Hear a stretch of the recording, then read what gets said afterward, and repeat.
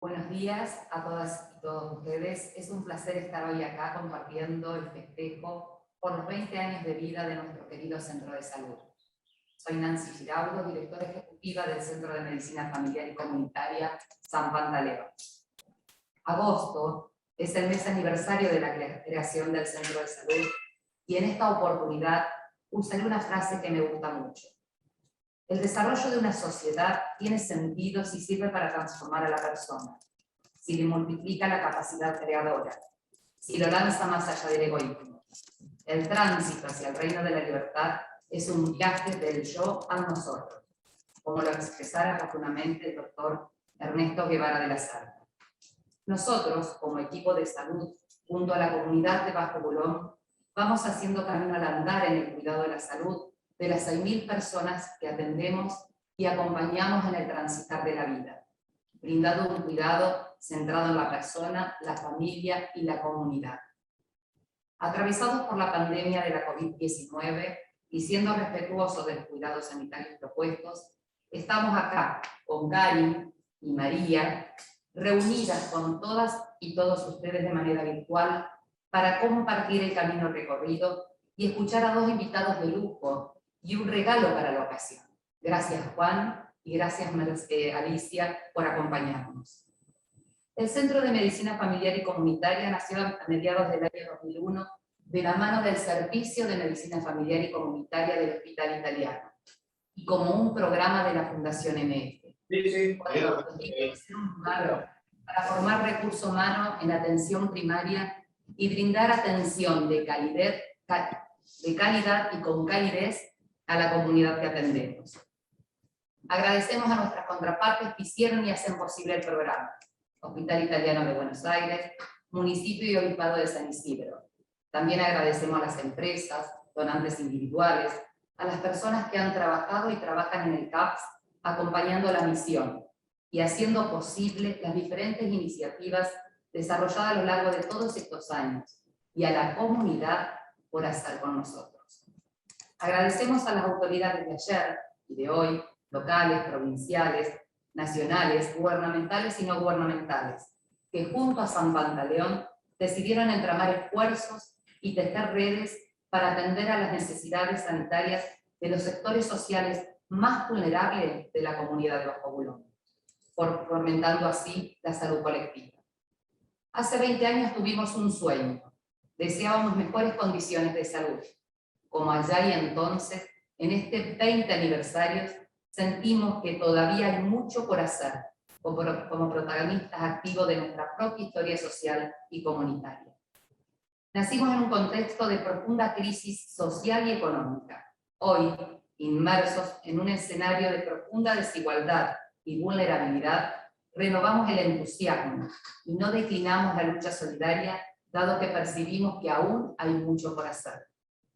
Antes de comenzar la programación, les cuento que al finalizar las exposiciones vamos a contar con 15 minutos para preguntas. Así que ahora le damos la palabra a la doctora Karin Kopitowski, jefa del Servicio de Medicina Familiar y Comunitaria y presidenta de la Fundación MF, para que nos den las palabras de bienvenida. Gracias. Bueno, muy buenos días a todos, a todas. La verdad que es muy emocionante, muy conmovedor estar en este cumpleaños número 20. Ya San Pantaleón, un adolescente crecidito. Y Nancy dijo una palabra, esto empezó con un sueño. Y me parece que la potencia de las cosas que empiezan con un sueño no se las puede equiparar con nada. Esto empezó como un sueño. Ahora, a los sueños después hay que darles sustentabilidad, trabajo, garra, poner el cuerpo, programar, y de eso se trata San Pantaleón. San Pantaleón probablemente sea muy difícil de definir y de contar. Yo pienso que es una experiencia probablemente única, me atrevería a decir, en el país, en la cual atravesamos todas las grietas posibles. Y desde ese punto de vista me parece que es un ejemplo de que se pueden atravesar esas grietas. Y digo grietas no porque haya problemas internos o conflictos que no se puedan resolver, pero sí hay situaciones difíciles. No es fácil San Pantaleón. Y eso tal vez lo haga todavía más hermoso. No es fácil, lo peleamos todos los días. Y cuando digo lo de la experiencia única es que es un centro en lo que ya no importa si público, privado, si el obispado, si el municipio, si el hospital italiano, si los voluntarios, si la universidad, todo eso está mancomunado, otra vez, no exento de algunas asperezas, pero que las armamos con todo amor y todo profesionalismo. Entonces, desde esa perspectiva, desde esa complejidad, es que creo que es una experiencia única, en la que brindamos asistencia, como dijo Nancy, con una concepción de la salud, por supuesto, como derecho, pero también en las antípodas de la siniestra definición de salud que nos regaló la Organización Mundial de la Salud, y más cerca de una concepción de la salud que se construye, que es un gradiente, que no es salud o no salud, hay matices, y justamente creo que esta pandemia, en la que en algún momento, ahora un poco menos, pero la salud era, no tenés COVID, estás sano, tenés COVID, estás enfermo, y la gente necesitaba prácticamente un password para acceder a la atención sanitaria, San Pantaleón mostró con toda la garra cómo presta una atención primaria de altísima calidad, de puertas abiertas, donde no se necesita ningún password, ningún diagnóstico. Acá se atiende a todas las personas que lo necesitan. Y remarco que fue la única institución que cuando estuvo el aislamiento obligatorio permaneció abierta en el barrio. Y cuando digo la única, es la única. Y por eso me saco el sombrero. La verdad que es profundamente conmovedor ver lo que es el equipo hoy. Yo les agradezco con el corazón a todos los que ponen el cuerpo en el bajo blog todos los días, médicos, médicas, personal administrativo, enfermeras, voluntarios, becarios, estudiantes, que sea un centro asistencial, pero también que sea un centro de práctica, de entrenamiento, de aprendizaje, lo hace muy valioso. Y también, como dijo Nancy, agradecer a todos los que ponen recursos materiales para que el proyecto sea sustentable, porque como dijimos antes, a los sueños después hay que darles sustancia, y de eso se trata. Así que con una emoción a flor de piel, con una alegría inmensa, desde una concepción de la salud de la que me enorgullezco, y de un equipo que juega en primera, con todo un montón de gente que está en el backstage, pero hay un equipo que juega en primera y le pone el cuarto San Panta todos los días. Les doy la bienvenida a este cumpleaños número 20. Muchas gracias. Gracias, Karin, por estar siempre atenta y acompañar cada iniciativa del Centro de Salud que generamos. Bueno, a continuación le vamos a dar la palabra a la doctora María Resónico, directora médica del Centro de Salud, para que nos cuente quiénes somos y cómo lo hacemos. Gracias, Nancy. Gracias, Karin. Buen día a todos y a todas. Cuando empezamos a pensar estas jornadas, este encuentro, teníamos mucho para contarles, así que tuvimos que hacer un recorte y quisimos contarles quiénes somos las personas que estamos atrás y adelante de este proyecto y cómo es que hacemos lo que hacemos. Voy a compartir una presentación. Desde los inicios, y retomando las palabras de mis compañeras, este fue un sueño, fue el sueño de una familia que donó el predio donde hoy se localiza el centro de salud y que deseó que allí funcionara una iglesia, un jardín maternal y un centro de salud. Así es como llegó el doctor Di Paolo, nuestro querido compañero, que comenzó de manera voluntaria, brindando atención sanitaria, y esto llega con la crisis del año 2001 de nuestro país, donde la demanda se incrementó, y entonces él vuelve y cuenta de este proyecto, de esta iniciativa, al servicio de medicina familiar, donde prontamente brindaron el apoyo, se sumaron y empezó a crecer este proyecto. Desde el inicio también nos propusimos mejorar el nivel de salud de la población, ¿no? Y desde un inicio lo que pensamos es que tenía que ser con la comunidad, que teníamos que contribuir al desarrollo social de esta comunidad, pero de manera mancomunada y en contacto con las familias del Bajo Bulón. Y es así como desde siempre llevamos adelante nuestras tareas, no solo las tareas asistenciales, sino también tareas de docencia, de investigación, y sostenemos todas estas actividades gracias al área de desarrollo institucional.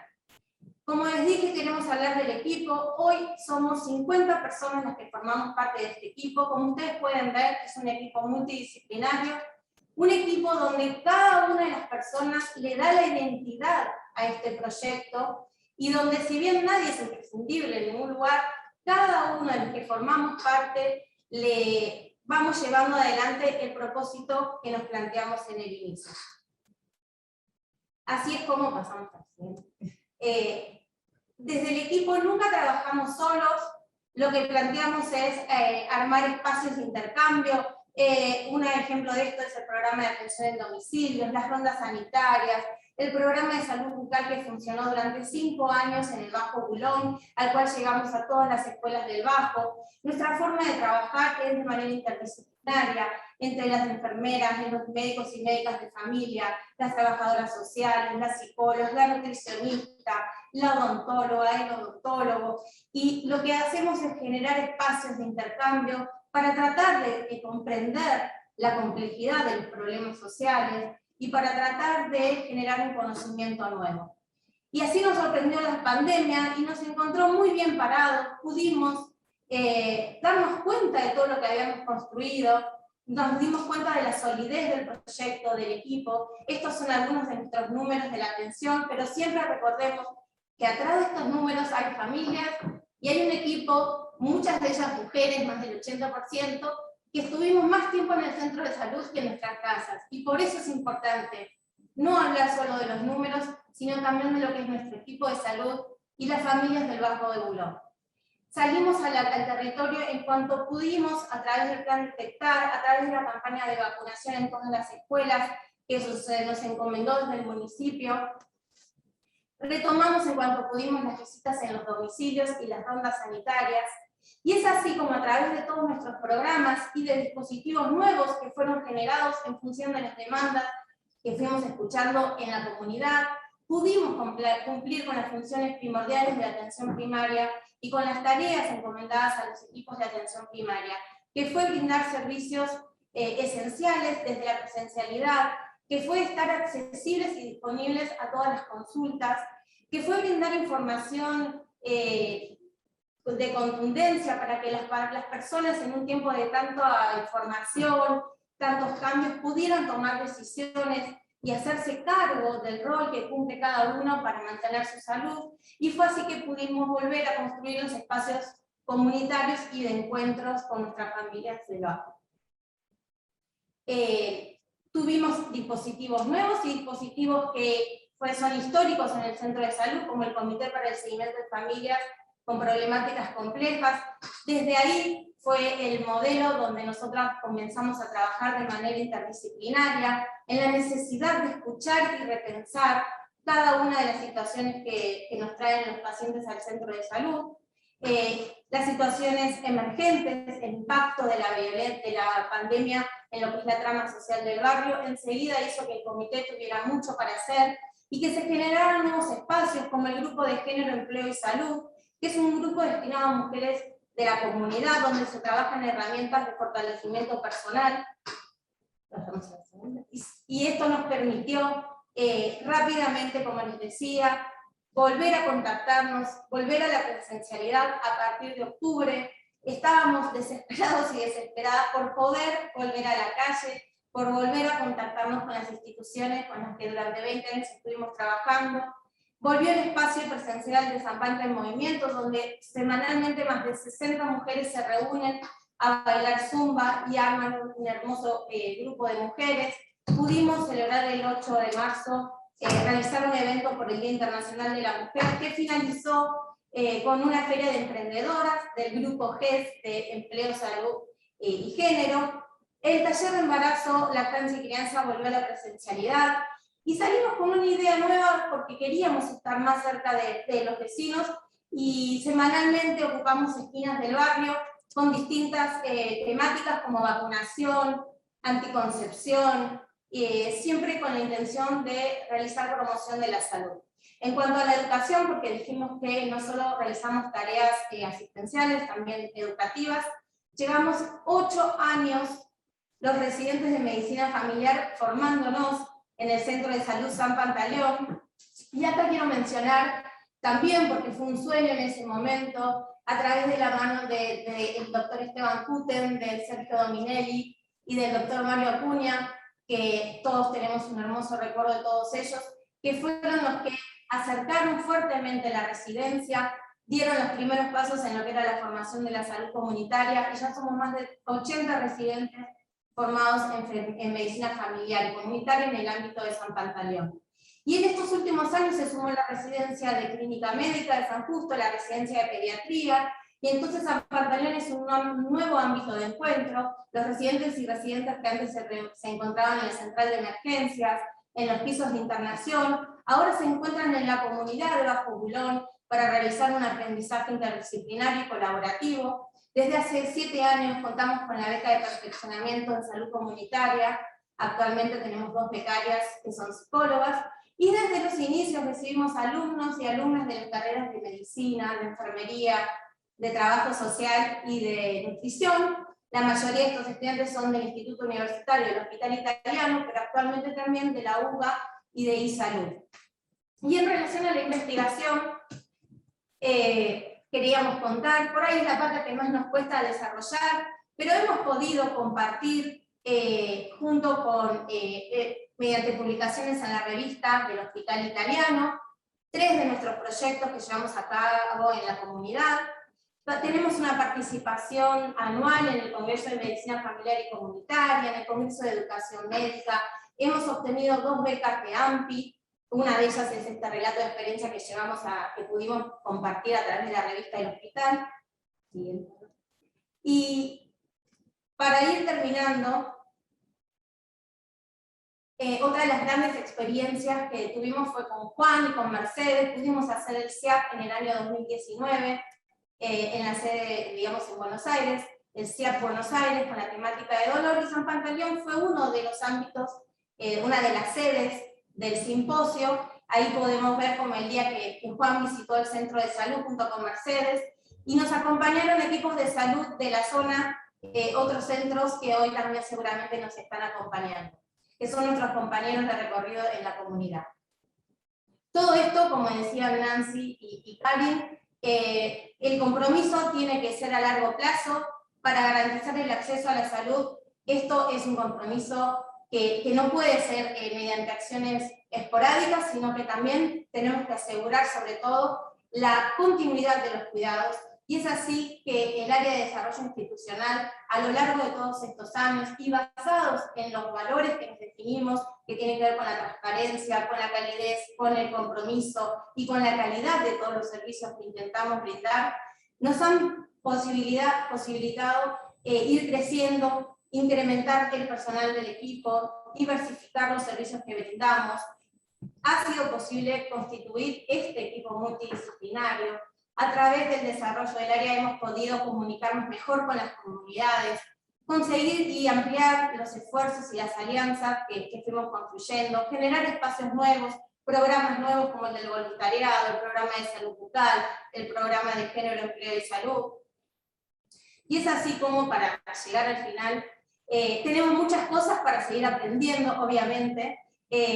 A través del área de desarrollo, nosotros pensamos que detectamos las necesidades de la comunidad, empieza enseguida a moverse el equipo, empiezan a surgir ideas que al principio son sueños, y que rápidamente a través del área de desarrollo lo vehiculizamos y llevamos a realizar intervenciones que impactan rápidamente en la comunidad.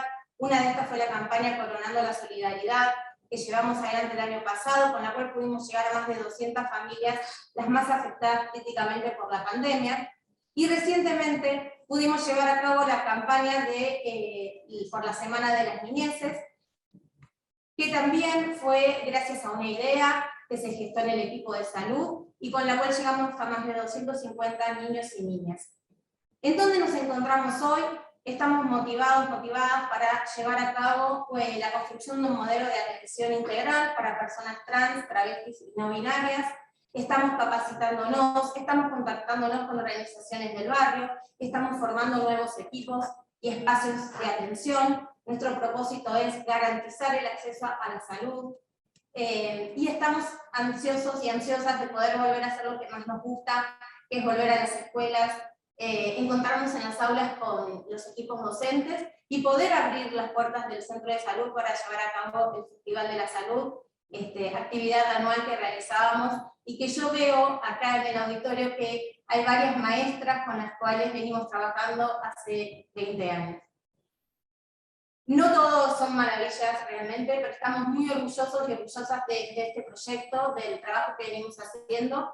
Hay muchas cosas para seguir mejorando, pero bueno, hoy es nuestro día de festejo. Queríamos contar todo lo lindo que venimos trabajando, y porque además sabemos que formamos un proyecto que es valioso, que supimos armar un equipo que está comprometido, que está muy motivado, y porque también sabemos que los cuidados solamente pueden ser humanizados, basados en las necesidades de la población, porque si no, de lo contrario, dejan de ser cuidados. Gracias.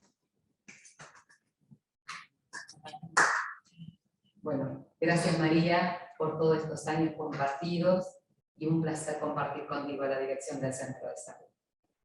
Bueno, a continuación vamos a escuchar a la licenciada en Psicología, especialista en salud pública con orientación en salud mental, Alicia Stolkiner, a quien sin conocernos nos escuchó y hoy está aquí entre nosotros. Bienvenida, Alicia. Antes que nada, les agradezco muchísimo la invitación. Yo no los conocía, nosotros no nos conocíamos, nosotras no nos conocíamos, pero me interesó mucho la propuesta. Y hay un comentario que empecé a pensar cuando veía lo que estaban haciendo, que es que las instituciones... Lo que estamos escuchando, ¿Mal? vamos a hacer una prueba nuevamente. A ver si así me escuchan mejor. Nosotros te escuchamos bien. Así está bien.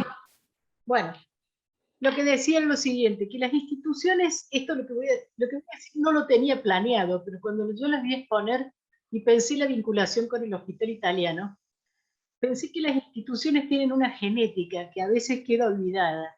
Y el Hospital Italiano, y esto es un comentario para Juan, que de España, al igual que el Hospital Español, al igual que el Centro Gallego, fueron originalmente instituciones comunitarias. O sea, fueron formadas como instituciones sin fines de lucro para brindar asistencia a las colectividades migratorias. Uno cuando lee las actas fundacionales, después se instalaron en el sistema de salud del país y se integraron al sistema de salud del país con las dinámicas que fue teniendo la transformación del sistema de salud. Hecha esta salvedad, voy a entrar a hablar un poco sobre los títulos por los cuales me convocaron, ¿no? Que era salud, familia, comunidad y primer nivel de atención, ¿no? Y algunos cruzamientos con pandemia. Lo otro que iba a decir era cómo cumplir 20 años y los signos de haberse forjado en los prolegómenos de lo que fue esa impresionante crisis del 2001 y encontrarse ahora como centro trabajando con esta problemática, yo diría, de crisis y de desequilibrio mundial que significa el tema de la pandemia, ¿no? Y cómo han ido trazando una línea de continuidad en articulación con una comunidad para trabajar en ello. Ahora voy a volver sobre los términos. En principio, salud, nosotros los que trabajamos y nosotras y nosotros los que trabajamos en el terreno de pensar la salud como la piensa el pensamiento de salud colectiva, el pensamiento médico-social latinoamericano, etcétera, hablamos siempre de un proceso y siempre de un proceso que articula salud, enfermedad, atención y cuidado, hemos agregado últimamente. Y hemos agregado cuidado a lo que antes se llamaba proceso de salud, enfermedad, atención, porque atención da idea de una verticalidad, de algo que se presta, y produce como una barrera entre un activo y un pasivo, que el activo sería el servicio de salud que presta los servicios, y el pasivo sería la población que lo recibe o lo demanda, ¿no? Pero a poco que uno se acerca a las problemáticas de salud y enfermedad, lo que nota es que en el núcleo, en el corazón de los procesos de salud, de enfermedad de las poblaciones, además de los cuidados formales, además de lo que nosotros llamamos la atención, está permanentemente en imbricación con lo que son los cuidados, ¿no? O la lógica del cuidado, sin la cual prácticamente no sería posible ni siquiera sobrevivir al nacimiento. Entonces, ahora, después voy a volver sobre la lógica del cuidado, pero me voy a detener sobre el primer nivel de atención y antes hacer un comentario. Este problema no lo tendríamos en inglés, porque en inglés se dice care. Y care es atención y cuidado. Entonces, primary health care, o sea, primarios cuidados de salud, nosotros los cuidados primarios de salud, nosotros lo traducimos como atención primaria de la salud. Y ahí ya le ponemos una barrera, ¿no? Una barrera que lleva a que cuando uno trabaja, por ejemplo, en el conurbano bonaerense, escuche que la gente que trabaja en el primer nivel de atención dice que trabaja en la trinchera. Siempre es un término que a mí me llamó mucho la atención, porque la trinchera es una línea divisoria entre fuerzas enemigas, ¿no? Y entonces el trabajo en la trinchera, es decir, somos de trinchera, daba por una idea, por un lado una idea de guerra que está muy ligada al nacimiento del hospitalario y la medicina moderna, la idea de guerra, de combate contra la enfermedad, contra la muerte, etcétera, pero por otro lado, la trinchera en el primer nivel de atención daba la impresión de que, más allá de la buena voluntad, planteara una línea divisoria, un tajo entre ellos y la comunidad, cosa que quizás el lenguaje no reflejaba lo que en la práctica hacía. Y también recordaba los agentes sanitarios de un programa de atención primaria de salud Misiones, que trabajamos mucho con ellos, que ellos no utilizaban el término trinchera, sino bisagra. Y entonces decían que ellos eran la bisagra entre la comunidad y los servicios de salud, el hospital, por ejemplo. Y yo creo que el éxito de estas prácticas del primer nivel de atención es cuando no se es ni trinchera ni bisagra, sino parte de la vida en comunidad. Y con un enlace que debe estar garantizado en todo caso por aquello que viene a configurar la retaguardia del sistema de salud, no su corazón.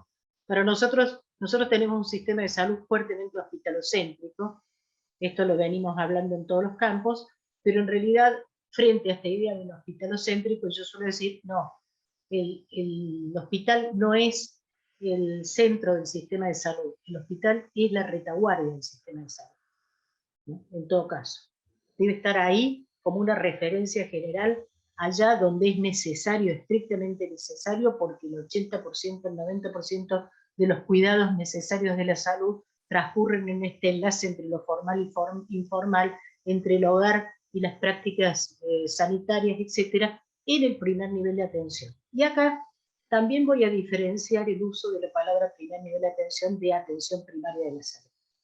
Porque el primer nivel de atención nace tempranamente, por ejemplo, con el modelo del sistema de salud inglés, el Sistema Nacional de Salud inglés, para diferenciar los niveles de complejidad de la atención y coloca el primer nivel de atención por algo, de una manera que lo va a representar después también algunas definiciones de APS como una puerta de entrada al sistema de salud y como un espacio de atención a los problemas de menor complejidad.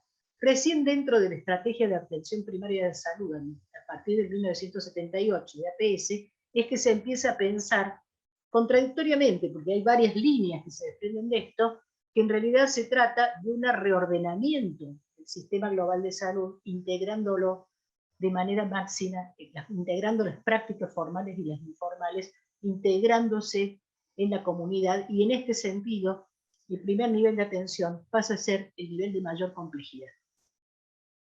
Y cuando digo el nivel de mayor complejidad, no me estoy refiriendo a la tecnología, a los aparatos, etcétera, sino al nivel de mayor complejidad, porque allí donde una fractura de clavícula en un servicio hospitalario puede ser una cosa de fácil resolución técnica, en el primer nivel de atención puede ser una situación de violencia contra las infancias que no se resuelva tan fácilmente y que requiere una intervención muy compleja, ¿no? e interdisciplinaria. Entonces, esto con respecto al primer nivel de atención. Ahora vamos a hablar un poco de familia. La familia es una institución universal. Quiero decir, la prematurez del ser humano y la mayoría de los mamíferos además requieren algún tipo de estructura de crianza y dependencia que da alguna forma de organización societal mínima o máxima.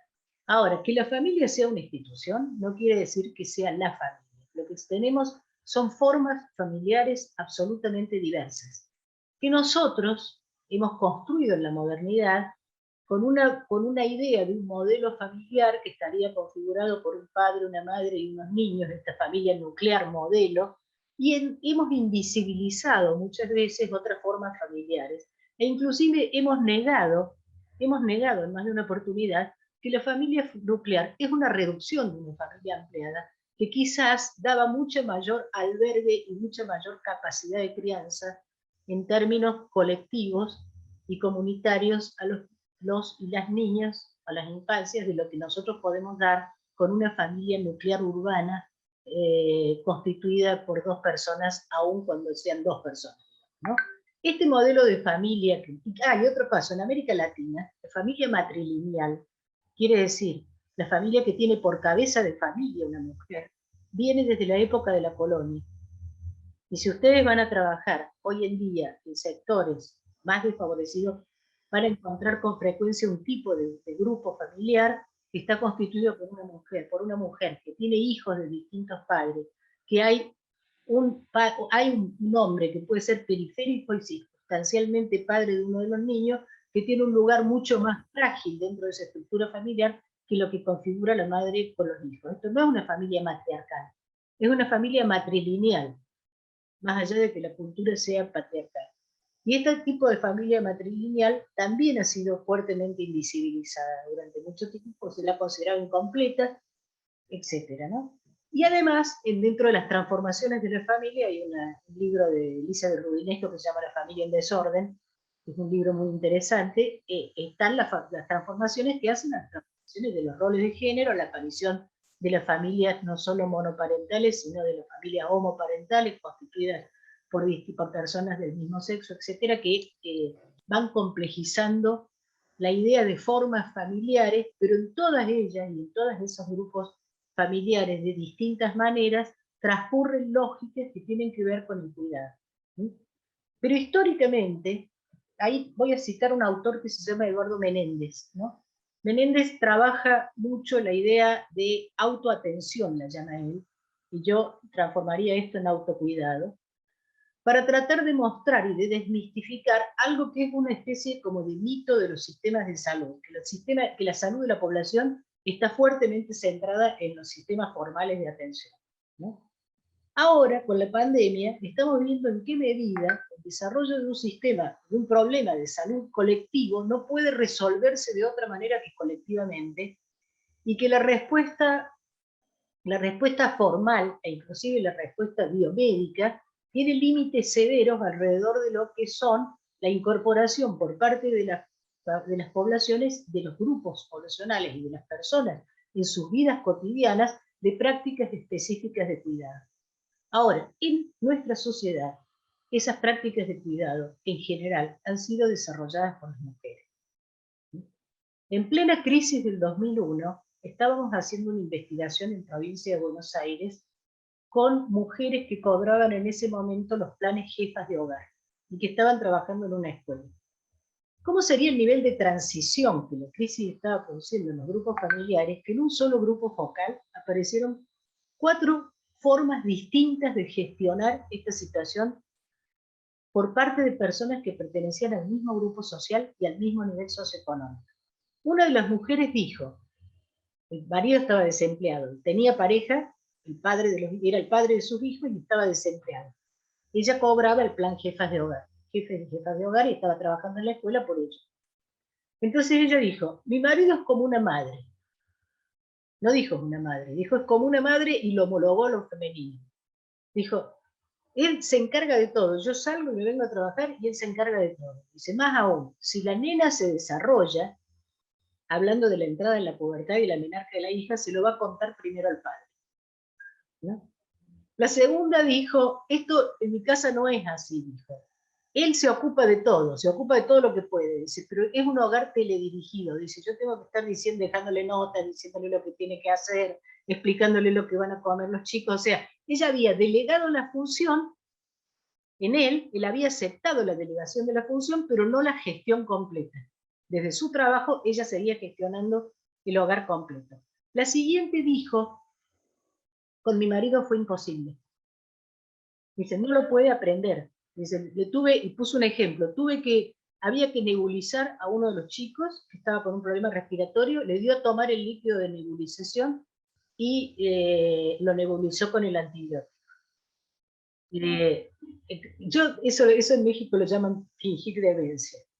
O sea, que una persona no puede, porque no creo que un hombre que era mecánico no pudiera aprender a nebulizar un chico, sino que sentía que estaba haciendo algo que estaba absolutamente fuera de su rol de gestión. Y la última era una madre sola.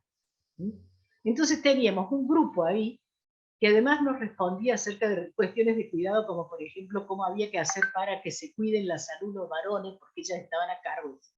Esto de la familiarización del cuidado, y dentro de la familiarización con el cuidado, la responsabilidad de la mujer dentro del cuidado, que es algo que Menéndez señala claramente, donde se hace el primer diagnóstico en el hogar, que no es el diagnóstico de qué enfermedad hay, sino que hay que consultar cómo se cuidan en general, dónde se siguen los tratamientos en el hogar, las decisiones con respecto a salud, etc. Está hoy en debate alrededor de pensar que esta gran cantidad de horas de vida y de trabajo, que tienen mucho que ver con los vínculos y que por supuesto tienen un altísimo valor vincular, no tienen que recaer, sin embargo, sobre las familias aisladas, ahora voy a hablar de eso, y dentro de las familias en la mujer, sino que el cuidado debe ser una responsabilidad de la sociedad en su conjunto. Cómo pensar el cuidado, el valor del cuidado, el valor social del cuidado, ya no solo redistribuyéndolo entre géneros, sino distribuyéndolo como una responsabilidad y una coyuntura social en su conjunto, y esto es parte de las estrategias de los trabajos comunitarios. Me da la impresión, ¿no? Pensar esta... Quedan 5 minutos. 5 minutos. Entonces, esto de traer la cuestión de la responsabilidad social del cuidado, yo trabajo en salud mental y las familias a quienes durante años se acusó de abandonar a los pacientes dicen siempre lo mismo. Fuimos las abandonadas, ¿no? O sea, no nos han dado, nunca recibimos el apoyo necesario para sostener esta situación. Creo que es uno de los puntos en los cuales el enlace que se hace en estos primeros niveles de atención, el enlace que no puede ser ni una trinchera, ni siquiera una bisagra, sino que tiene que ser una articulación integradora como líneas de continuidad entre la comunidad y las prestaciones formales de salud. Eso implica básicamente también el pensado de gestión de redes, ¿no? De gestión de redes con lo comunitario por un lado y con el sistema de salud por otro. Y quiero terminar con una lectura que es de un texto de Susana Torrado, que es una demógrafa argentina muy importante, que tiene un libro que les recomiendo a todos los que trabajan en familia. Se llama Historia de la familia en la Argentina moderna, desde 1870 hasta el año 2000, ¿no? Y cuando termina el libro, en el punto exacto donde lo termina, en el año 2000, o sea, ahí cuando nos precipitábamos a esa primera crisis, dice: en lo que concierne a la familia, si bien se prolonga la tendencia a una mayor autonomía personal y aislamiento, y el desamparo que produce la virtual confiscación de la seguridad social, prevalece absolutamente sobre otras formas de vulnerabilidad familiar. En efecto, entre los excluidos, la pérdida de las protecciones sociales favorece diversas formas de fractura del tejido familiar que perseverantemente refuerzan el proceso de pauperización de quienes ya eran vulnerables antes de la ruptura.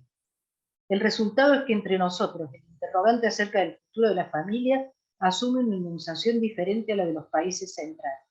Se trata de inteligir, no ya si la organización familiar será apta para producir la fuerza de trabajo que requiere la acumulación, sino más bien si esta última será capaz de compatibilizar algún mecanismo que vuelva a incluir a los vastos contingentes de población, es decir, de familias que demandan hoy pacíficamente, quizás no así mañana, ser aceptados en el banquete de la vida. Un interrogante decimonónico si los hay. Esta pregunta fue formulada en el 2000. Y creo que es responsabilidad de la sociedad en su conjunto, efectivamente, que todas las familias se puedan incorporar al banquete de la vida. Más aún, en estos momentos, más aún, que las familias puedan, en general, formar parte de las fuerzas de una sociedad que tratan de garantizar la vida. Bueno, nada más, los quería felicitar por la acción porque realmente desarrollan un trabajo muy interesante y muy importante. Gracias, Alicia, por su mirada global sobre temas que nos ocupan a diario en el centro de salud.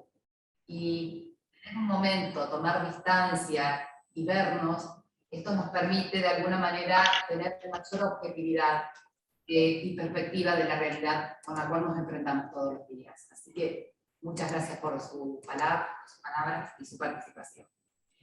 Ahora le damos la bienvenida a Juan Gervás, médico general rural, jubilado en el 2010, ex profesor de salud pública en la Universidad Johns Hopkins, Estados Unidos, y en la Escuela de Sanidad de España. Como nos contó María, tuvimos el enorme placer en el año 2019 de organizar y hacer el primer SIAP en la Argentina, y donde San Pantaleón fue la organización anfitriona. Así que, bueno, muchas gracias nuevamente, y por no dudar de decirnos que no, apenas nos comunicamos con España. Adelante.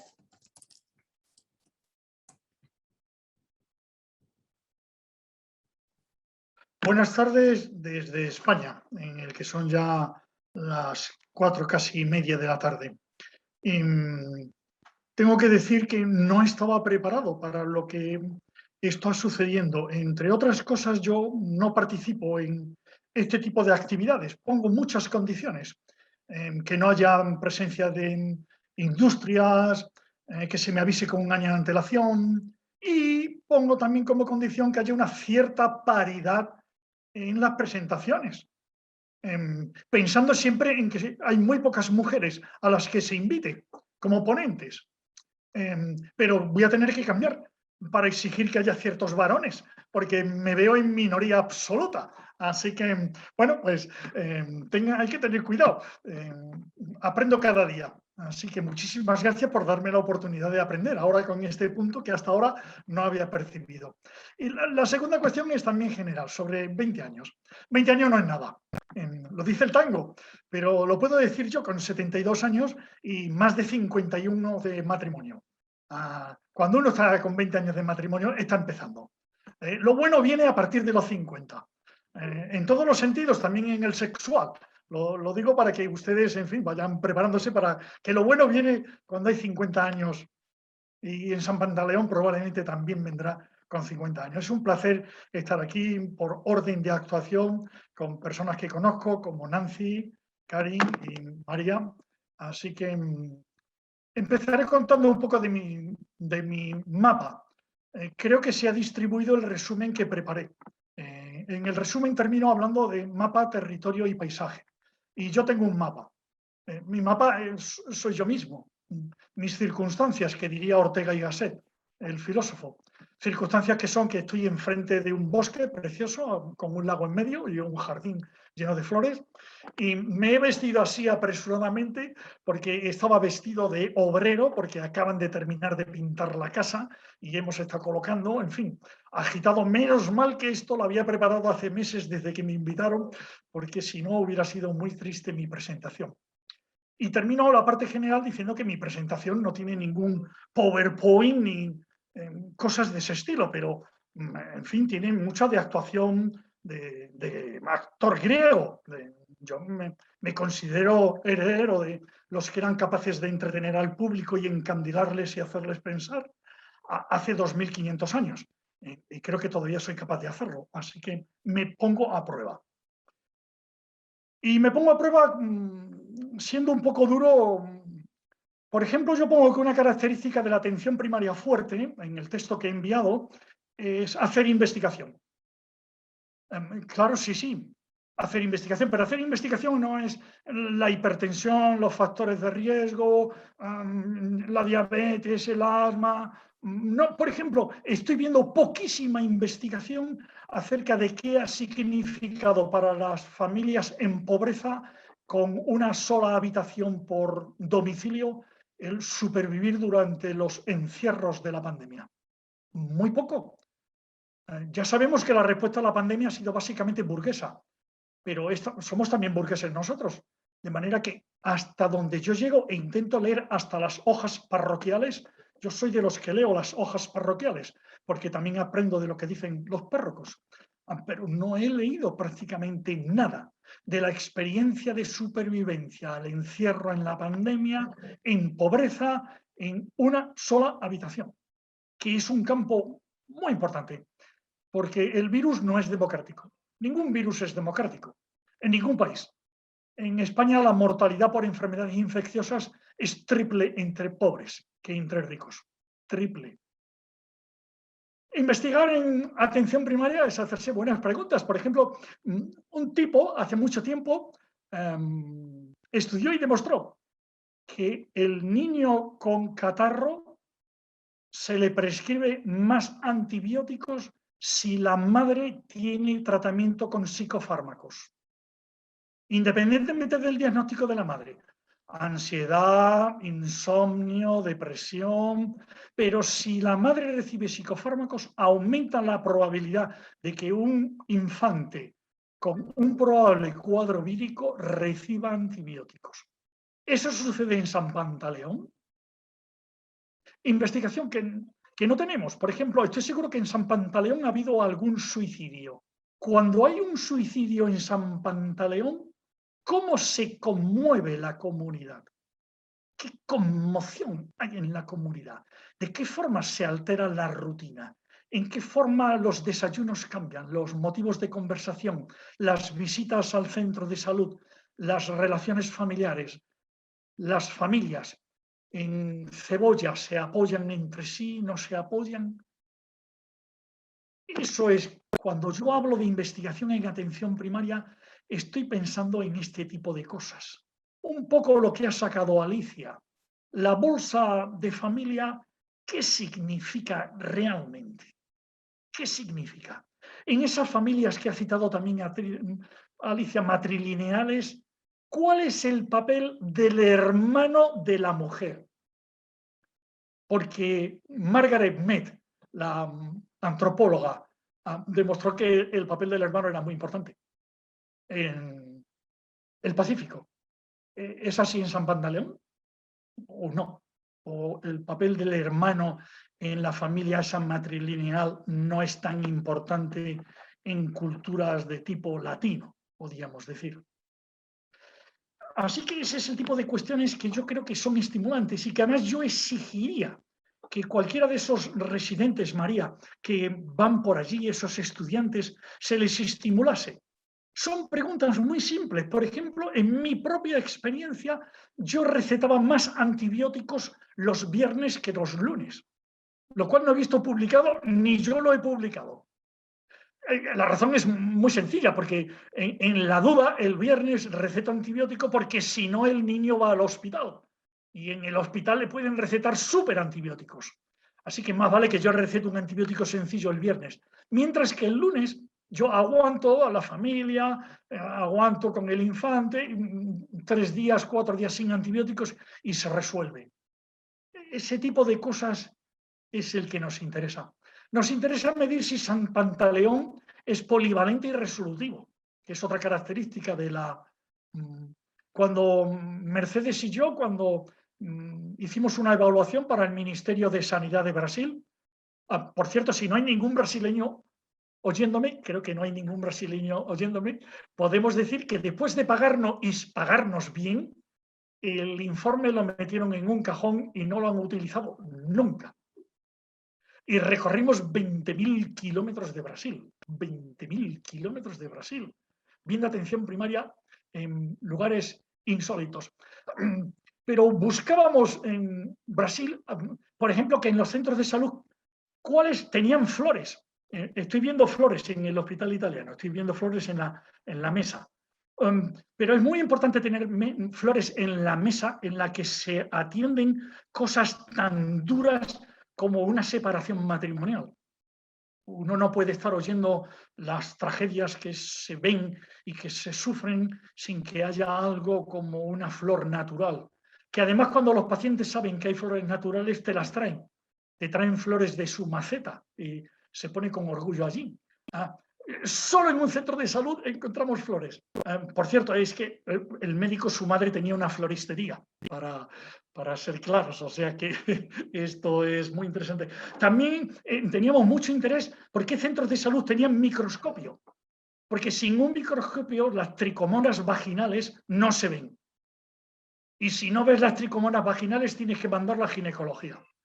Y entonces eres poco resolutivo. Ser poco resolutivo es tener un microscopio y utilizarlo, porque encontramos un centro de salud que tenía un microscopio que no utilizaban. Nadie sabía por qué había allí un microscopio, pero lo había. Lo pudimos documentar. Un centro de salud en Brasil tiene microscopio, pero no lo utilizan. En otro había también una cámara para hacer fotos digital de retina, un retinómetro. Tampoco lo utilizaban. En otro encontramos que también buscábamos para reanimación cardiovascular. Sí sabían utilizarlo, pero lo tenían bajo llave. Y el que tenía la llave no estaba. O sea que si ese día me llega a dar a mí algún problema cardíaco, aunque haya allí, no estaba la llave. Si no está la llave, también buscábamos si tenían adrenalina. Adrenalina es importantísimo si se ponen, por ejemplo, vacunas. Si pones vacunas tienes que tener adrenalina al lado, por lo menos 2 ampollas. Pero mirábamos además si la adrenalina no estaba caducada, porque la adrenalina se caduca. Y claro, era imposible. Así que ese tipo de cosas es ser resolutivo. Cuando hablamos de las condiciones de una atención primaria fuerte, son cosas relativamente sencillas. La adrenalina no tiene coste, la adrenalina, no estamos hablando de cosas de coste, la adrenalina tiene un coste mínimo, tiene un coste, en fin, y un microscopio de eso de jugar de los niños se puede comprar si se pide. No estamos hablando de grandes instalaciones, aunque con todo esto estoy terminando con el apartado que yo había dedicado a que la atención primaria es tecnología dispersa. La mayor tecnología es el conocimiento de los profesionales, ¿sí? Yo estoy empleando la definición de tecnología de la Office of Technology Assessment del Congreso de Estados Unidos, en el que la tecnología básica es el conocimiento, claro, no es el fonendo, que también. Por cierto, el fonendo es muy interesante estudiarlo, sobre todo si lo limpian.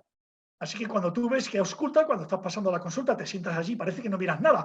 Claro, como eres extranjero no saben qué estás mirando, pero entre otras cosas miras si después de utilizar el fonendo lo limpian con alcohol, porque generalmente no lo limpian. Con lo cual el fonendo es un foco genial para buscar bacterias antibióticos resistentes. Es tecnología dispersa en ese sentido que llega incluso dentro de los domicilios. He visto que tenéis programa domiciliario, preguntamos por él, María, es esencial. Si la montaña no va a Mahoma, Mahoma tiene que ir a la montaña. Y eso es atención primaria. Y no solamente eso, sino que Mahoma se queda mucho tiempo, ya lo has dicho, Nancy. Es un compromiso de vida.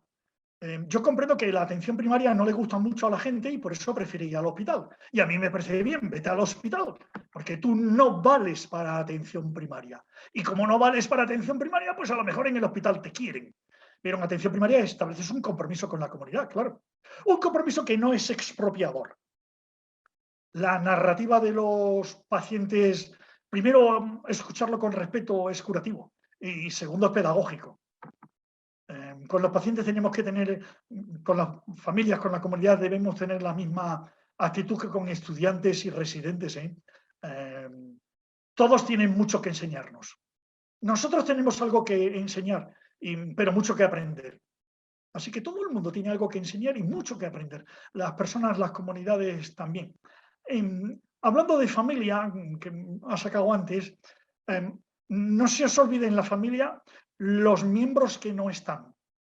Que cuando comparamos la consulta de Mercedes y mía, que por cierto se publicó en inglés en una revista buenísima, Family Medicine, comparamos la consulta de Mercedes, que era en un barrio pobre, con la consulta mía. Una de las diferencias fundamentales es que sus familias tenían miembros en la cárcel. las familias ricas no tienen miembros en la cárcel, porque el Código Penal está pensado para que los delitos de los ricos se castiguen con penas administrativas. El Código Penal está pensado para que los delitos de los pobres se castiguen con cárcel. Así que esa fue una diferencia importantísima. El paciente que estaba en la cárcel seguía siendo miembro de la familia, un miembro muy importante. Tan importante que esto fue en otra experiencia, se nos partió el corazón cuando una madre le puso a su hijo de nombre Meco. Meco es un nombre inhabitual en España y en el mundo, Meco. Pero tiene una razón de ser y se entiende perfectamente. Meco es un pueblo de la provincia de Madrid, en el que hay una cárcel a la que llevan a muchos gitanos. Y cuando hay vis a vis, a veces la visitante se embaraza. Y la madre que se embarazó en la cárcel de Meco vio lógico que el niño que iba a nacer se llamase Meco. Esa naturalización de brutalidades tales como la cárcel requieren ser oídas con un respeto que exige la escucha no ya activa, sino la escucha que aprende, la escucha que se siente delante de un misterio, que está lejos de lo que es su vida y de lo que es la enseñanza. Es otro mundo, es el mundo de la atención primaria. Termino con el apartado respecto a mapa, territorio y paisaje. Mapa y territorio son conceptos que se han manejado en atención primaria y en sociología. Mapa es el paciente y la comunidad. Nosotros, ¿qué sabemos nosotros de la diabetes de un niño? De la diabetes de una niña de 10 años, ¿quién sabe es su familia? Tienen un doctor honoris, una tesis doctoral honoris causa, claro, en diabetes. Nosotros somos sencillamente acompañantes durante un tiempo. El territorio es lo que nosotros acompañamos. Nosotros acompañamos, nosotros damos crédito al sufrimiento de las personas y eso también es curativo. Muchísimas personas, el que nosotros les creamos, muchísimas familias, muchísimas comunidades, el que nosotros seamos testigos es clave, es fundamental. Sin querer representamos un poder, muchas veces un poder coercitivo, como bien destacó Foucault, un poder terrible, similar a la policía, similar al ejército, especialmente con nuestras batas y nuestro rigor. Y el paisaje es el acuerdo que construimos. El concepto de paisaje no se ha empleado. El concepto de paisaje puede decir que es nuevo, de Mercedes y mío. Es ese acuerdo en el que entre el mapa y el territorio la persona que sufre, la familia, la comunidad, llega a un acuerdo y en San Pantaleón se decide que es clave que disminuyan las resistencias bacterianas porque se están empleando mal los antibióticos.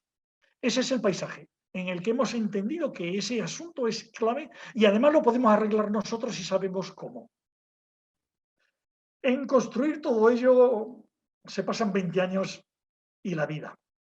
Y llegas a la jubilación, como yo, y sientes que te queda mucho por hacer. Pero no estamos solos, somos perdedores de largo recorrido. Hay mucha gente joven que está dispuesta y que coge las antorchas que dejamos. Conviene que dejemos una antorcha que arda y que les queme, que les haga moverse sin parar. Muy bien, muchas gracias, buenas tardes. Bueno, gracias Juan. Yo hace un rato dije que renovábamos el compromiso y nuestro entusiasmo por trabajar en San Pantaleón. Y ahora, luego de escucharlos, tanto a Alicia como a Juan, yo por lo menos me voy como muy interpelada, no sé qué les pasa a ustedes, y si habíamos dicho que teníamos un determinado, ahora es como mucho más. Así que gracias por interpelarnos, por invitarnos a hacer, por hacernos preguntar, o hacernos preguntas, y que quizás tengamos que empezar a contestarlas. Bueno, ahora vamos a dar lugar a la ronda de preguntas. Para ello le vamos a dar la palabra a Celia, que es médica de familia, integrante del equipo y también del comité organizador, que ella nos está acompañando en la asistencia técnica, Pero ahora, bueno, le damos la palabra para que coordine las rondas de preguntas. Sí, ahí antes podría hacer dos o tres comentarios a lo que dijo Juan. ¿Sí? Sí, obviamente. ¿Se escucha? Se escucha porque yo escucho con los auriculares, pero ustedes escuchan mejor cuando... Tres cosas, Juan. Una, lo de los flores en los centros de salud, esta le va a encantar.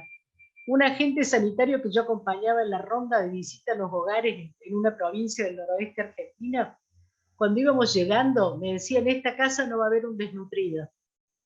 Él tomaba talla peso, detectaba desnutrición, etcétera, entre otras actividades. Y me decía, en esta puede haber, y había, y acertaba.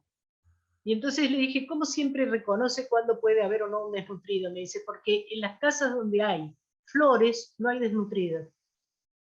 Dice, porque quiere decir que hay un resto en la energía, hay un resto vital que se tiene en esa familia como para producir esa estética de las flores aún en malas condiciones. Lo otro, lo del hermano mayor, es lo del avunculado. Es muy africano eso. Es muy de la cultura africana. No sé si acá lo veríamos de esa manera. Y finalmente, lo de las familias de una sola habitación. Acá se hizo una experiencia en provincia de Buenos Aires que no era quédate en casa, sino quédate en tu barrio. Entonces el control de la transmisión de la pandemia se hacía por comunidad, no por hogar, porque los hogares no daban para quedarse la familia encerrada en el hogar. Entonces esa experiencia se hizo en algunas comunidades del conurbano bonaerense. Bueno, esos tres comentarios quería hacer. Pueden empezar con eso. Bueno, si alguien tiene alguna pregunta, comentario, reflexión, si quieren levantar la mano, como para empezar a compartir.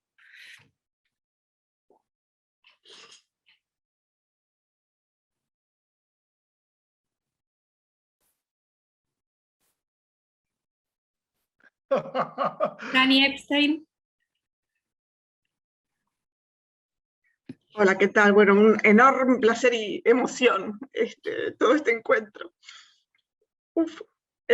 No, me dejó pensando lo que dijo Alicia sobre el tema de la trinchera y la bisagra. Perdón, no sabía que estaba así yo.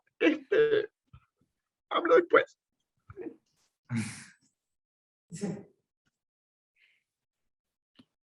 Si quiere hablar alguien para darle un respiro a Dani en el medio. ¿Puedo hablar yo? Ahí está Marcelo y después si querés Juan. Vale.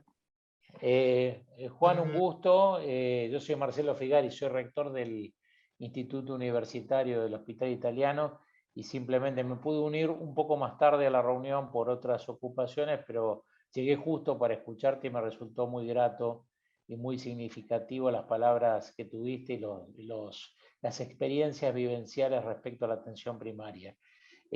Yo simplemente quería acompañarlos en este momento tan significativo, en este aniversario.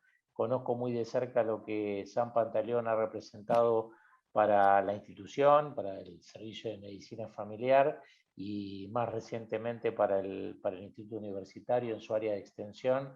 Estoy muy cerca de Karin y de María particularmente. Tiene un impacto tremendo, particularmente en nuestros alumnos, porque de esa forma realmente ven en el escenario lo que la atención primaria significa, más allá de que últimamente también a través de los esfuerzos del Instituto y de María, el proyecto sociosanitario educativo en el norte de la República Argentina ha significado también una diversificación de esa experiencia, que no son experiencias asistencialistas y son experiencias de formación de los recursos locales. Así que, bueno, agradecerles y acompañarlos y quería darles este gran abrazo digital. Los quiero mucho, son colegas y son amigos y amigas, así que así lo siento en este momento y no quería dejar de estar presente. Gracias. Juan, ahora sí, si querés. Solo una anotación pequeña. Hemos tenido en un grupo internacional al que pertenezco Si alguien tiene mucho interés y habla inglés, domina el inglés, que me escriba para sumarle, porque es un colegio invisible increíble. Entre otras cosas, un debate con Peter Goss de Dinamarca sobre el impacto de la malnutrición a propósito de niños desnutridos en la mortalidad por sarampión. Hay estudios clásicos que demuestran que más importante que la malnutrición es el hacinamiento. Pero probablemente las dos variables son confusoras porque el problema que es pobreza. La pobreza conlleva confinamiento y malnutrición. Y probablemente, Alicia, intentaré buscar si hay algo publicado en El Mundo sobre la presencia de flores como indicador en pobreza de respuesta apropiada a problemas como malnutrición. Muchas gracias por el comentario. Rodolfo. Población semirural, periurbana, no era una población urbana. Entonces eso también daba más espacio a la espacialidad de los hogares, por pobres que fueran.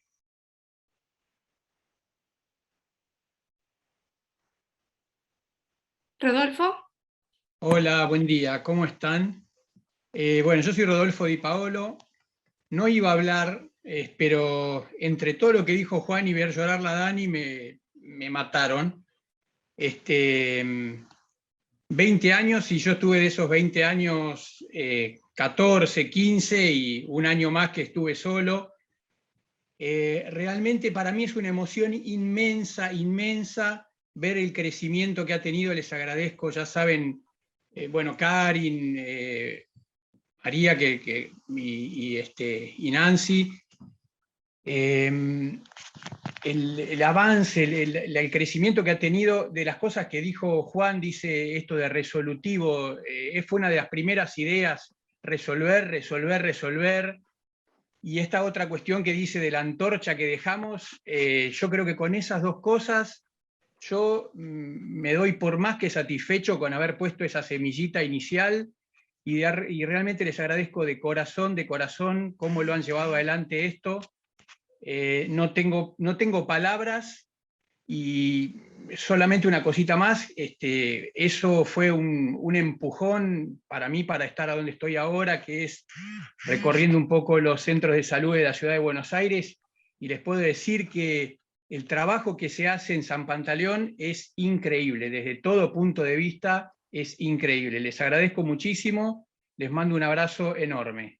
Gracias. Muchas gracias. Lili D'Annunzio. Hola, buenos días a todos. Realmente estoy muy emocionada. Pertenezco a Fundación Flor, que con Nancy compartimos este espacio también. Fundación Flor, desarrollamos líderes responsables, y la verdad que escucharla a Alicia y escucharlo a Juan, realmente sentimos una articulación increíble, más allá de que no somos personas que venimos de la ciencia, de la medicina, y tenerla a Nancy con nosotros y ser parte de las embajadoras de la Fundación y que hemos articulado. Estamos aprendiendo constantemente, que quiero felicitarlos a todos. Y Juan, cuando te escuché, sos 100% Flor, sos un líder responsable para este mundo en el que vivimos, y Alicia, con el indicador que nos acabas de dar, voy a observar aún más los jardines, y cuántos jardines faltan que tenemos que sembrar, muchos líderes responsables. Y bueno, totalmente emocionada. Nancy, te súper felicito, realmente el trabajo que ustedes hacen es maravilloso. Y bueno, y tengo una pregunta en cuanto a nuestro país, que lamentablemente la pobreza nos atraviesa cada vez más y más profundo, y tal vez preguntarle tanto a Juan como a Alicia, desde el rol de ciudadanos y no siendo médicos, ¿qué podemos hacer que podamos acompañar en este camino tan difícil que tenemos los argentinos, con la desnutrición, la niñez, la mujer y cada ciudadano, y la pobreza que nos atraviesa?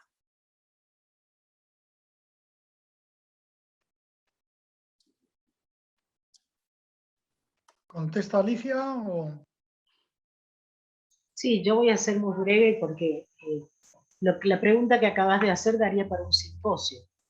O sea, para una discusión teórica, económica, política, social y coyuntural también en términos del impresionante proceso que estamos viviendo a nivel mundial en este momento. Ahora, yo desde mi campo, que es el campo de pensar la subjetividad, la salud mental, etc., yo creo que lo primero, yo tengo un escrito sobre familias y pobreza, digamos, ¿no?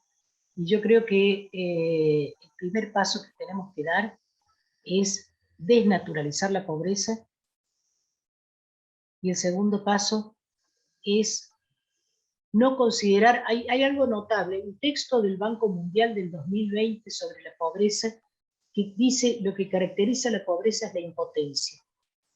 Y es la primera vez que en una definición pone una característica no económica, sino casi diría subjetiva. Y yo, tomando el texto de Susana Torrado que leí al final, no sé si estoy de acuerdo. Yo no creo que lo que caracteriza la pobreza es la impotencia, ¿no? Yo he visto trabajando con poblaciones muy pobres mucha potencia. Lo que hay es mucha fuerza en contra de esa potencia. Hay mucha capacidad, y esto es porque además hay una profunda descalificación de las pobrezas en una sociedad que, como diría Judith Butler, tiende a considerar que hay vidas que no merecen ser lloradas. O sea, lo primero, yo vengo del campo de la salud mental, entonces lo primero que tenemos que hacer para lograr la integración de las personas con sufrimiento psíquico es romper el estigma. Y lo primero que hay que hacer con respecto a la población pobre es desestigmatizarla. Es tratar de conocerla no solamente en aquello que le falta, sino en aquello que pueden. En aquellas estrategias de sobrevivencia que tienen, ¿no? Y en aquellos valores que muchas veces, por ejemplo, el valor de muchas veces la red comunitaria es mucho más fuerte que en un sector de clase media de la ciudad de Buenos Aires.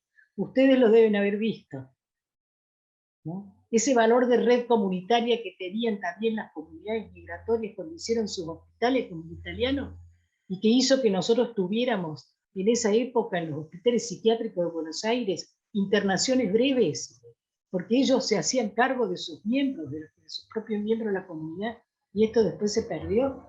Bueno, creo, para responder a tu pregunta de una manera que no sea un simposio, que nos estamos, ¿no es cierto? Yo creo que hay mucho discurso, hay mucha pobrología, ¿no? Lo otro yo creo que para combatir la pobreza se trata de comprender el funcionamiento de la sociedad en su conjunto. No solamente a los pobres, no poner el foco en los pobres, sino cómo está funcionando toda la sociedad. Porque ahí donde se acumula y se concentra la riqueza, en otro lugar se produce pobreza. Entonces la lógica, entonces ahí entraríamos en el simposio. Nancy ha aludido a que se celebró un seminario de innovación en Argentina, en San Pantaleón. El último seminario que hemos tenido presencial fue en España, en Madrid, y fue pobreza y salud. El concepto clave, yo creo, es que los pobres están empobrecidos y los ricos, me incluyo, estamos enriquecidos. Es decir, que unos son pobres porque otros somos ricos, nos guste o no nos guste.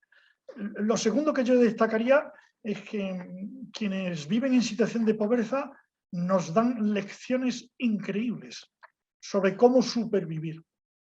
Hay un movimiento muy importante que yo recomendaría seguir, que se llama Cuarto Mundo, que estudia la pobreza en los países ricos. Argentina no es tan pobre, ¿eh? Bolivia es pobre, y Haití es pobre, y el Chad es pobre. Argentina no es pobre. En fin, hay mucho empobrecido, sí, pero lo segundo. Y lo tercero, y eso lo practicamos, el seminario, claro, no se celebró en ningún lugar académico. El seminario de innovación en atención primaria sobre pobreza en febrero de 2019, justo antes de la pandemia, se celebró en la parroquia de San Carlos Borromeo. La parroquia de San Carlos Borromeo es la parroquia a la que saben que pueden ir a dormir y a comer los que salen de la cárcel. porque eso es cuidar al que no tiene. Allí lo celebramos, con ellos, con los que salen de la cárcel.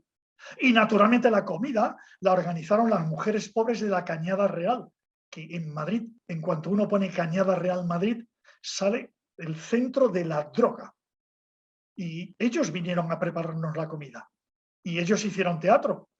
Y ellos vinieron a enseñarnos cómo superviven al mundo administrativo, que sale en una película inglesa sobre la locura administrativa ahora del mundo virtual para los que son pobres. Que hay ayudas, pero son inaccesibles. Así que sí, hay muchas cosas que se pueden hacer, además de las cajas de comida. Eso es anecdótico. Muchas gracias por la pregunta. Pascual, si querés para ir cerrando, algo cortito. Bueno, Casi ahí está. A mí cortito me cuesta, pero voy a hacer todo lo posible, los que me conocen. Pero bueno, yo quiero decirles, yo soy uno de los que estuvo los 20 años, desde el comienzo y sigo estando. Y tuve el placer de ver crecer esto, sobre todo el placer de lograr que como médicos salgamos de nuestro hermoso consultorio bien pintadito para ir a caminar en la comunidad. Y eso creo que es un aprendizaje muy potente que hemos tenido. También yo tengo el placer de, sobre todo, atender chicos, y eso implica que estoy muy rodeado de la sinceridad y el amor que ponen los chicos a todo lo que hacen. Y creo que eso lo fuimos compartiendo. Digo, comenzamos atendiendo en una piecita y terminamos saliendo a todas las instituciones y hacer, pero cientos y cientos de actividades en las escuelas. Digo, no quiero que esto se cierre sin agradecer profundamente a nuestros pacientes, a la comunidad que nos enseñan tantas cosas, como dijo Juan en un momento, nos enseñan desde cómo sobrevivir, nosotros aprendemos con ello, entonces me parece que es un momento especial para hacerlo, y creo que la oportunidad que nos dio también de aprender, la docencia que logramos, cuando nuestros residentes pueden ver y caminar el barrio, creo que es digamos, un plus súper especial. Así que bueno, tengo la gran emoción de ver que desde una piecita donde se comenzó a atender tenemos un centro de salud con una inmensa comunidad donde estamos juntos, y agradezco mucho la presencia de Alicia y Juan, que bueno, también fueron, que nos van nutriendo el poder escuchar gente que no somos solo nosotros. Gracias, Pascu. Dani, ¿hacemos un segundo intento? No, sí, perdón, algo me invadió en ese momento. No, lo que yo quería decir es que, digamos, uno va a atender un lugar así con una convicción, con un compromiso social, con un compromiso de querer garantizarle de la mejor forma los derechos a las personas que tienen que poder acceder, ¿no es cierto? Y uno lleva su valija de herramientas con la escucha, con el saber esto de que hay que aprender.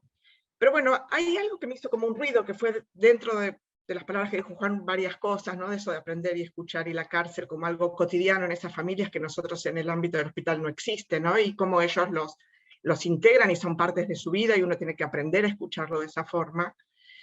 Pero bueno, en lo que dijo, nada, esto, yo me considero una mente abierta, pero bueno, hay algo de lo que dijo Alicia, de esto de la trinchera, y que uno dice esto, ¿no? Yo estoy en la trinchera y voy al frente y no cerramos el centro en ningún momento, y estuvimos atendiendo todo el tiempo para garantizar. Si uno lo sigue sintiendo así, ¿no? Trinchera, sigue habiendo algo, no sé si es del modelo hegemónico que tenemos tan metido y uno cree que no, pero me hizo ruido esto, ¿no? Cómo nos tenemos que seguir repensando todo el tiempo de con qué mirada vamos, con qué escucha vamos, con qué consejos vamos a la gente, y sacar esta cuestión de que vamos a atender a una trinchera y modificarlo al vamos a trabajar junto con la gente, y como muchísimo ser bisagras entre la comunidad, las personas y lo que a ellos les corresponde, ¿no? Nada, eso creo que fue algo ahí que me dio como una conmoción, digamos, de escuchar esas palabras. Gracias, Dani. Y Karin, quería decir algo más para terminar. Están muteadas. Sí, ahora se escucha. Bueno, no es para o con idea de cierre, que a veces queda como idea de autoridad, pero justo estaba pensando dos cosas que quería decir.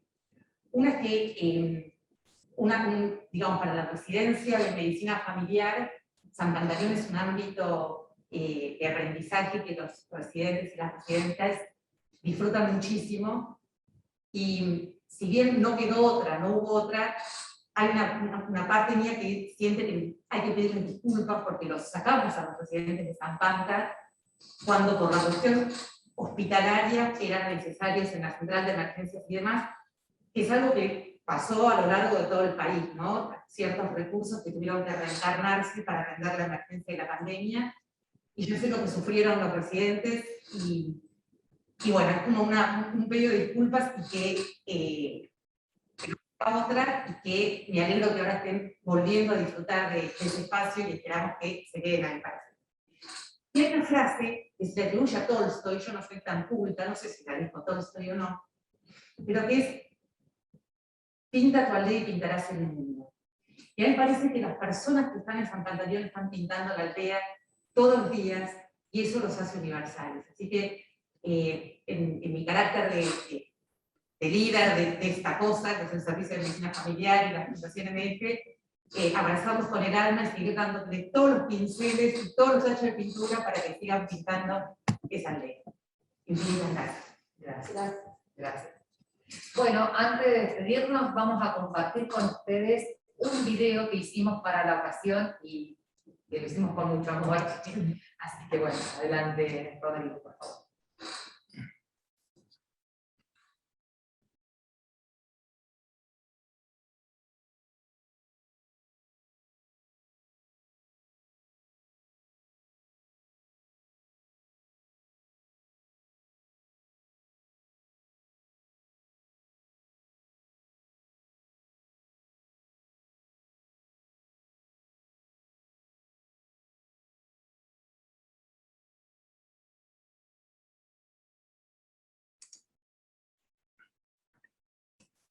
Un segundito, por favor. Estamos con una cuestión técnica que lo venimos bastante bien. Estamos resolviendo. Sí, bueno. La verdad que sí. Karin. ¿Sí? Marcelo, no, recuerden ahora cuando comparten de compartir el audio, porque a veces con los videos pasa eso. Gracias. Digo, anticipándome al próximo problema técnico.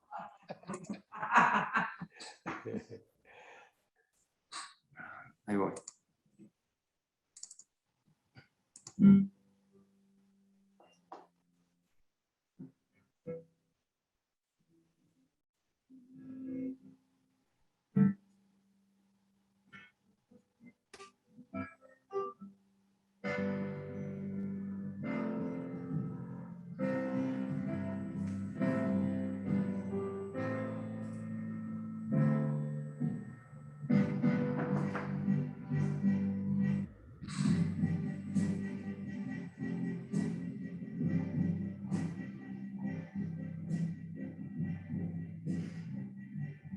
Del año 2004-2005 realizamos el primer diagnóstico sociosanitario de la comunidad de Colón, junto a referentes familiares a quienes formamos específicamente durante casi 6 meses.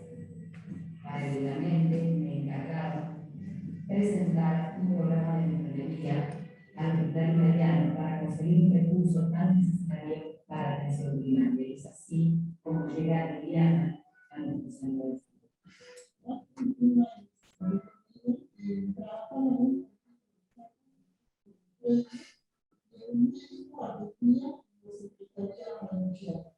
En el transcurso de estos 20 años se han aumentado los profesionales, médicos, pediatras, psicólogos, dentistas, y tenemos espacio físico para trabajar para la administración, la farmacia, la enfermería y los consultores. A lo largo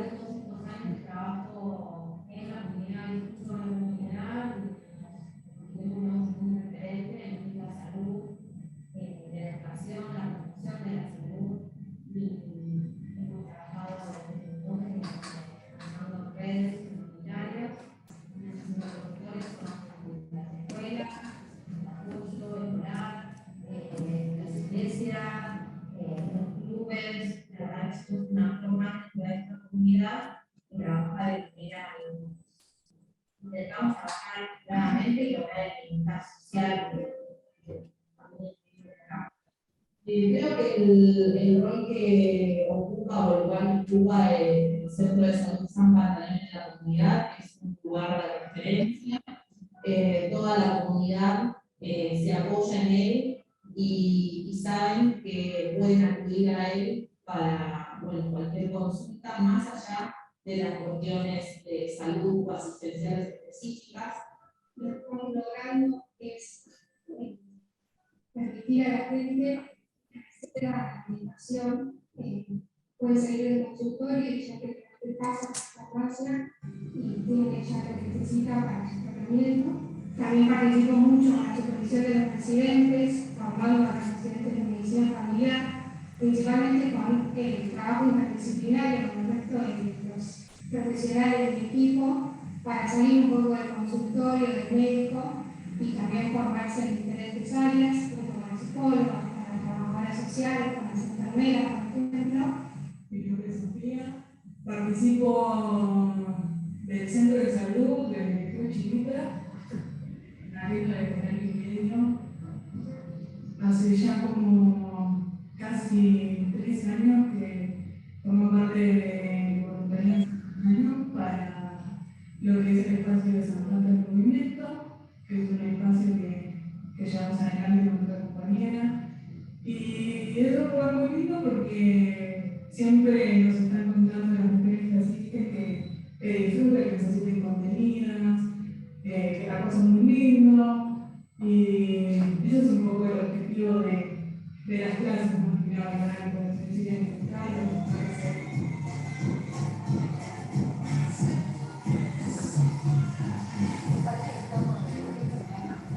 Anécdotas, cosas vividas en la semana, cosas lindas, cosas fuertes que hay mucho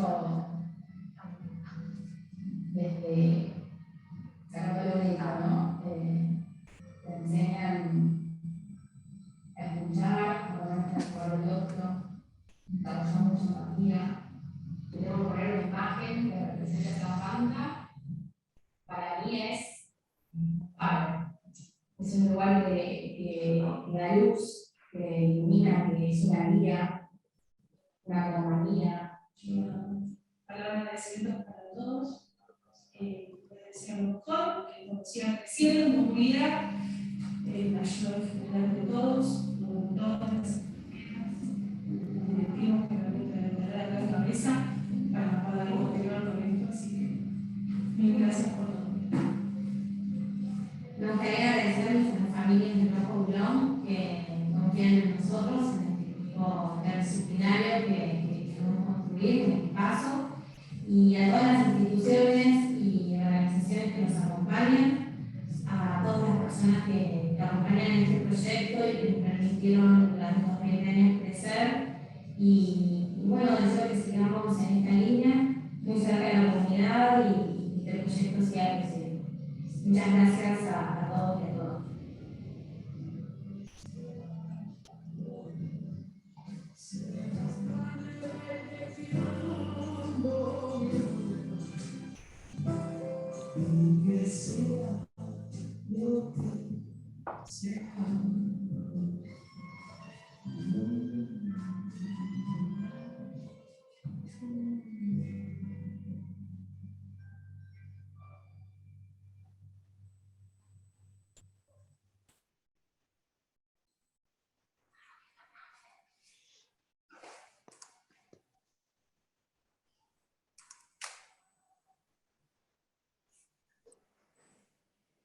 Bueno, estamos llegando al final. Muchas gracias a todas y a todos por hacerlo posible hoy. Muchas personas, amigas y organizaciones nos acompañaron y eso nos da mucha alegría. Y de nuevo, vuelvo a decir, nos renueva y nos redobla el compromiso para seguir haciendo. Lógicamente, repensándonos y reinventándonos y redefiniéndonos todo el tiempo, que es lo que venimos haciendo a lo largo de estos 20 años. Gracias a las oradoras, al orador, a todos ustedes que están del otro lado, al equipo de salud y al comité organizador que hizo posible este evento que va a quedar en el canal de YouTube de San Pantaleón para los que no pudieron estar, los que llegaron tarde, o bueno, y que se quedaron con ganas. Bueno, gracias y hasta dentro de 20 años.